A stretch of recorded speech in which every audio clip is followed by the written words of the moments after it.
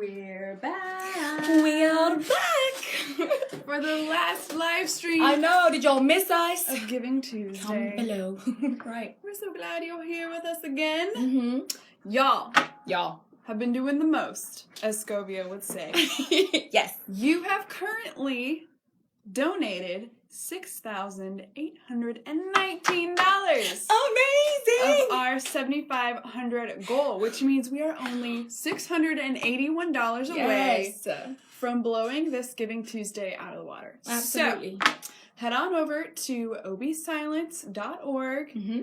Donate now. Pick one of your favorite programs. Mm-hmm. Every dollar helps. So, What's up? speaking of Operation Broken Silence Yes. in Sudan, Scovia, Mm-hmm. you are from Southern Sudan. I am indeed.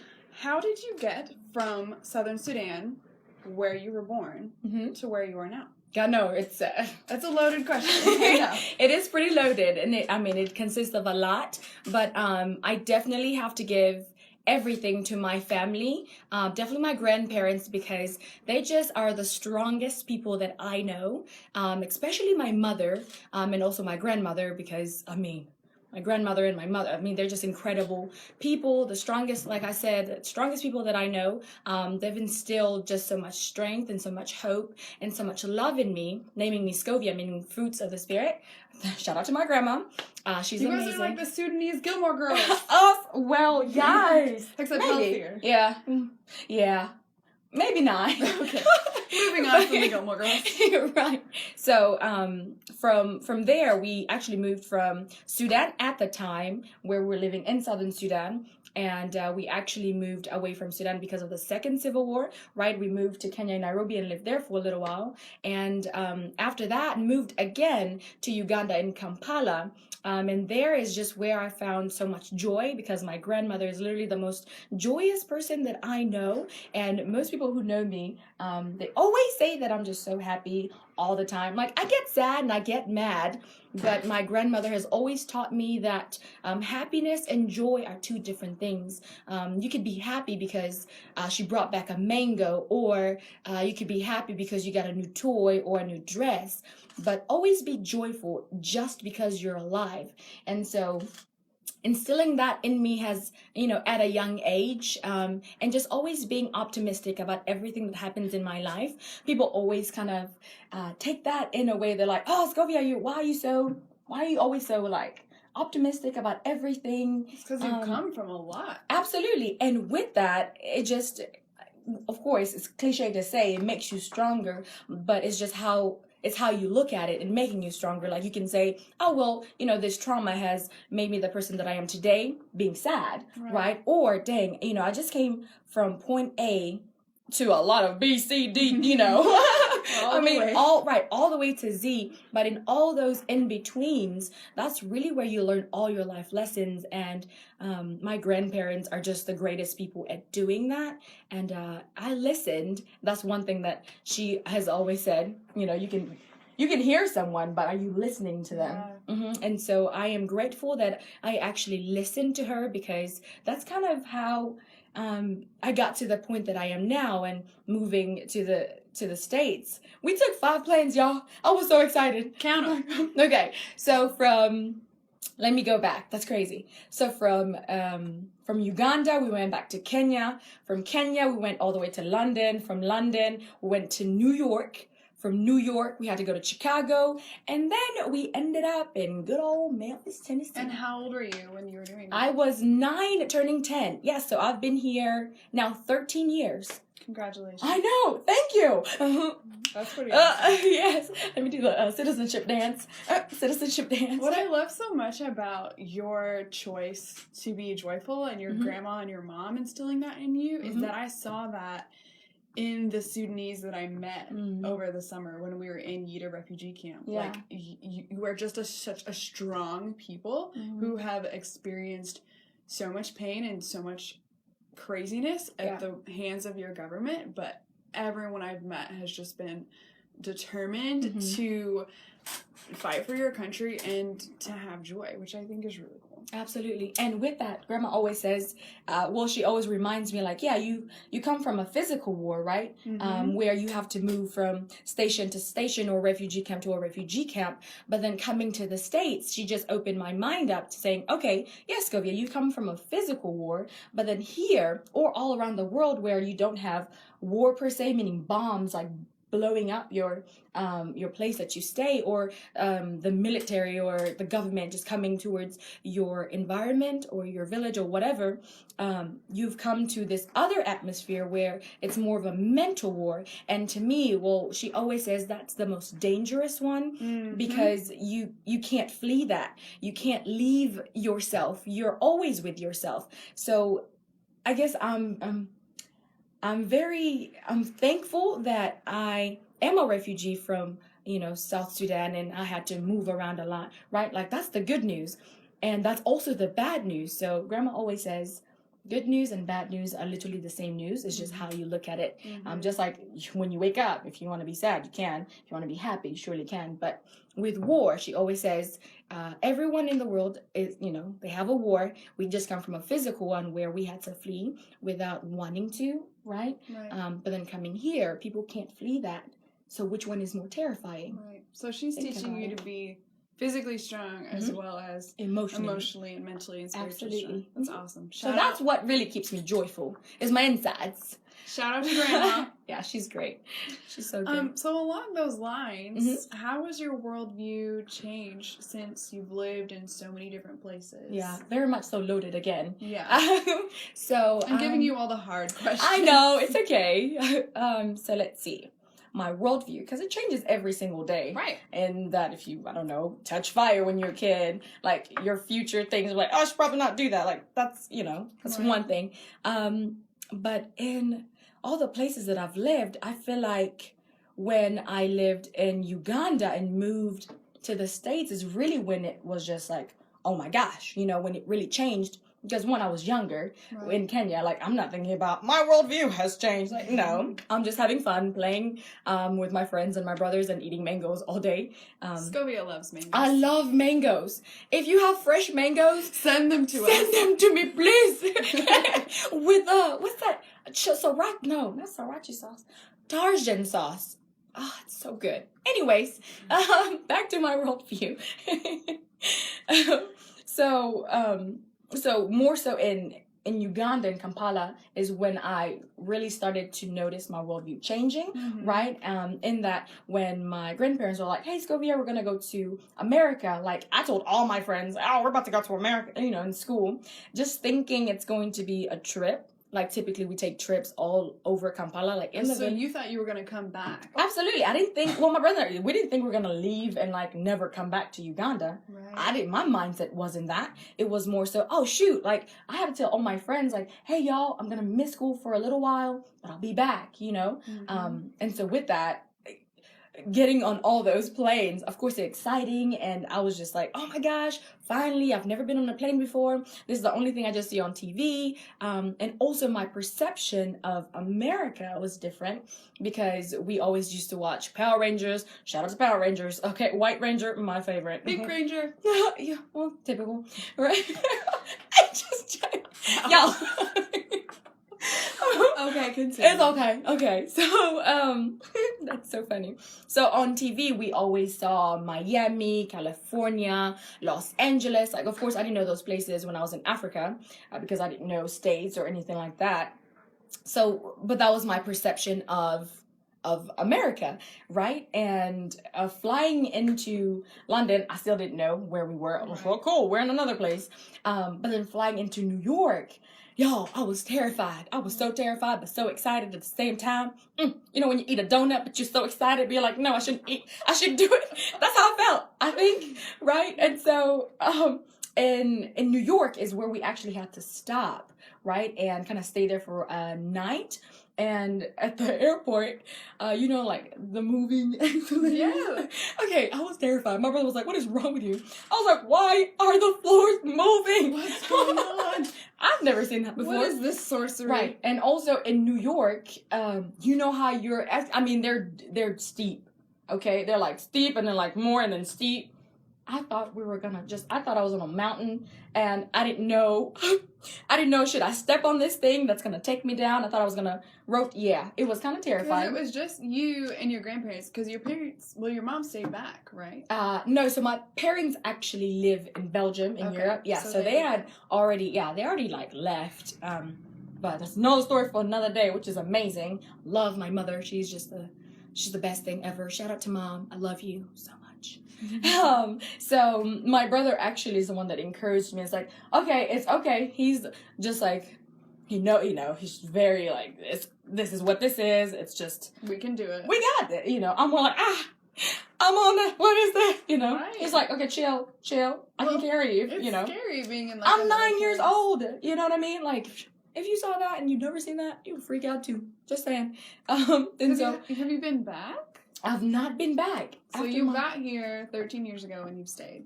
Since then, never moved. Wow. Never. I've always been here. That's pretty incredible. So finally, New York. We stayed at a hotel, and in Uganda, we stayed in like, I guess we would call it an apartment. We call it like a gate, because it had a huge gate, and you like walk in. There's like cement. I mean, it was beautiful. I loved it. Right, because all the kids, we're always just joyful, happy, don't know what's going on. Right. We know about rent. No, you don't think about that stuff. No. And so living in that hotel for that one night, we see this huge flat screen TV. We're like, we have made it. You know what I mean? Like, because in Uganda, we had like the box TV. Right. And it was colored, but that was like gold. You know what I mean? Right. Like, this right here is like, dude, that's what, if you had this, like, you lit. You'd made it. You have started from the bottom, now I have type thing. But so we had this huge TV that was color finally. So we got to watch like all the, just American things in color, which is it's amazing. And so being in New York in that hotel was just so, I just thought that this was it. Like, this is exactly what I saw in Uganda watching TV. So that's what you thought America was. Absolutely, because that's what we have always been taught. When you see the media in Africa about America, you see just Miami, Los Angeles, Las Vegas, all those fun places and, the enjoyments. And I'm thinking people are just going to be skating around and eating ice cream and hot dogs. You know what I mean? Yeah. Just like living the life in the sun. I didn't think it was going to be cold. No, not at all. And so after New York, we actually just had to stay there for, like, I guess a layover. I didn't know what that was. I just thought this was it. We ordered room service. Man, you can just dial a number and the food comes. He knocks on your door. What is going on? I don't have to, you know what I mean? Like, because typically I would have to start up the charcoal and do all these things. You know what I mean? And then you can just call. Dude just walks to the door and says, boom, here's the food that you ordered. I'm like, we have made it. But you didn't stay there. You went to Memphis, right? Exactly. So, that was just that one night. In a big old bed. And the next day we had to leave. I'm like, where are we going? This is home. Yeah. Right? Because the hotel was just like the place we lived in Kenya, because it was like a condo type thing, tall. I'm thinking this is just it. More fancy, I guess. And we got on this from Chicago, so from New York, we went to Chicago, and then from Chicago to Memphis. And we got on the tiniest plane I have. Well, because all the planes were pretty huge. Right. Got TVs and everything. And then from Chicago to Memphis, got this really tiny plane. I sat right next to my grandfather, and I love the window seat. So I was like, oh, where are we going? Like, what's the next adventure? And so we're coming from Chicago towards Memphis, and I see all these trees. And I look over to my grandfather. I'll never forget. I'm like, are we going back to the village? You know what I mean? Like, what are we doing? Where are we? Right. I'm thinking we're going back to Africa, because I'm seeing a lot more trees and not the world that I saw in New York, right? Where there's tall buildings, Statue of Liberty, and not what you saw on TV. No, and now I'm seeing big old trees. Big old trees, and not a lot of tall buildings. And so that's really when my worldview changed. Like, oh shoot, like, this is still America. This is not what this is not what I saw on the television when we watched it in Uganda. And of course, understanding there's poverty here in America too. is not just in Africa, right? Like, it's not all fancy dandy, run around with the rollerblades and eat ice cream all day. Right. To me, it was mangoes, but just do all that stuff. Like, so that's when my worldview changed. In that, like, well, I would say my perception, right? Because your worldview constantly changes, but I feel like my perspective of the world kind of tilted in a good way. Like, oh shoot, well, I guess Africa's not the only place that has these things. Right. Like, oh, America does too, so we're not that different. Like, it's probably home. So that's one way that I would say it has changed, quote unquote, right? Because it constantly changes, but I feel like it's the perception. So my perception became my reality. Yeah. So my reality before was more the perception of America just being Miami and Chicago and New York. But then finally kind of tilted, right? And said, oh, shoot, like, no, we also have those places. America is not all fancy dandy. It also has its flaws. Right. So switching back to thinking about Sudan, what are some of your hopes for Sudan's future? I have so much hope, but my main thing is that, one, everyone to just keep the hope that it's going to change, right? Because I just believe that it will change, and the people there are so hopeful, and the only thing that they need are resources. Like, we have everything America has. We just need the resources that the government is not giving the people, right? They're not hearing the voice of the people. So one of my hopes is, one, that the people learn to respect everyone, no matter what tribe or no matter what color, because more so in Sudan is more your tribe. And to me, I feel like it's more like a white and black thing, right? It's different culture, different mindset, but it's the same people, right? So I have hopes that in my generation, we don't really care about that because we see more. We see people as just a person and not, oh shoot, you're from this family, or you're rich and you're poor. So that's one of my other hopes as well, that we can just kind of flourish and not really just be judgmental of different people. And also, lastly, that it's just, oh, don't dare, girl, don't dare, because it's just so much that that everyone would just love justly, right? That peace and justice is seen in everything that people do, and that voices are heard, because a lot of the times people's voices are not heard because of a tradition, which I get. Traditions are great, but you also have to respect this other perspective, because if you don't, then that's when the trouble comes, because one party wants another thing, and they're not trying to listen to what you're trying to say or what your ideas and your opinions are. So I have so much hope that the people there tend to be more respectful of other people's different opinions and not just bash them if they don't agree with them. I feel like that's a really good lesson for us to learn here in the U.S. too. I receive that. Definitely. So now that you've been with OBS for a little while and you've seen how our programs work, how do you see the programs we have achieving those dreams and those hopes that you have for Sudan? Okay, well, definitely the donations. Like I said, I have hopes that the people in Sudan kind of make Sudan what it is. I mean, the glory that it is. The people are the glory, right? And just the government isn't trying to help them because, one, I'm just going to be honest, very greedy people, because humans tend to do that. We love power and money and don't like to give. And it's perfect on Giving Tuesday, like all the donations that you make today, it actually impacts and helps the hopes that I have for Sudan. And I'm sure the hopes that you have for your future generations, that they would look at everyone justly and have peace to anyone who comes, into your lives or into your doors. Right. So I feel like all those donations will impact our education system, one, because we already have teachers in Sudan that can teach the children, right? And the children are definitely the future, as you all know. And if you don't educate the children, they're going to grow up and not having an education, they're just gonna pick up a gun and do the exact same thing, and another rotation of war just begins once again. So definitely giving to the education system that we have there in Yida is amazing. With the advocacy, that's always ongoing. Like no matter what you advocate for, it's always going to flourish because you believe in it. And with our relief programs, like you're literally saving a life, right? You're giving to save a whole family that would make Sudan better. Like everybody matters in this situation because the government is not trying to care for these people. They're doing the opposite. Absolutely. And it's just mind-blowing. Well, it shouldn't be mind-blowing.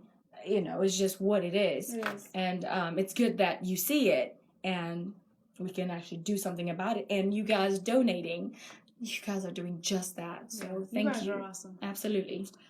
So, tell me, Scovia. Yes. What has been your favorite part of your job Oh my gosh, there's so many. Where can I start? Me. Duh. Or Mark, of course. Philip's hair. No. My favorite part. Well, there's just so many favorite parts because one, it's a dream job in that I didn't fathom that this was even possible. Why is it a dream job? Well, because it's an idea that every immigrant that comes to America has a hope to actually, be really good in the country, like make money and send it back home to where they come from, right? But the fact that I actually get to be the face of my country, that just mind blows me because I didn't think that a 22-year-old would be able to do so right now. And so my favorite part about my job is I get to be a voice for the voiceless in Sudan, with all the refugees that cannot stand up for their rights, cannot stand up for their opinions.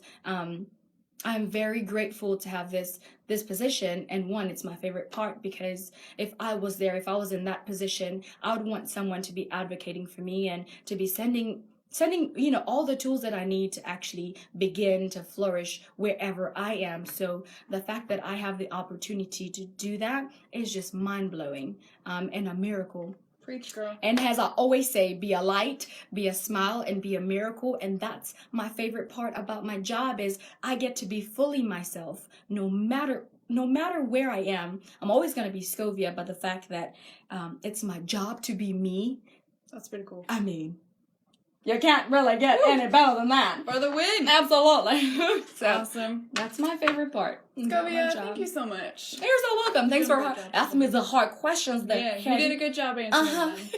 Y'all, like I said at the start of our little, this just last live stream, we were only about $600 away from meeting our goal. So, go to obsilence.org. Right. Click on the big Giving Tuesday banner. You get to choose how you want to donate to our education, to emergency relief, to Dr. Tom and the Mother of Mercy Hospital. 100% of your donations today. 100. Yes. 100. Go to our programs. You are changing lives. You are. And we are really proud of you, and we're thankful for you guys. Thank you to everyone who's donated so far. Absolutely. And we will post results tomorrow. Yes. Have a good night. Bye.